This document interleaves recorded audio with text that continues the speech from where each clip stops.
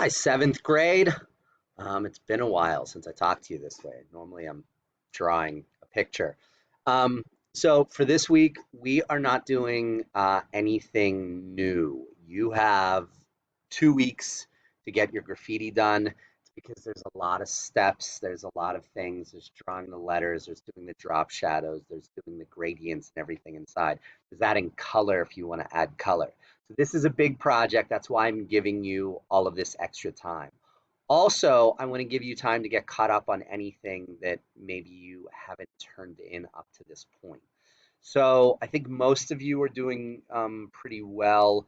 There might be a few of you that I'm missing some things from. So this is also a chance to play catch up because after this week, we have next week and that's it.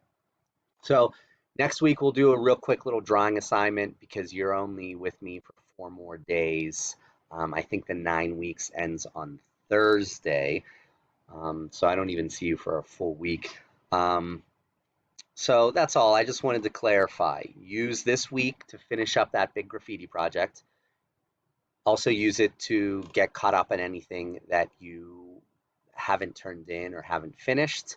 Uh, and then we have 1 more week, and then art class is over.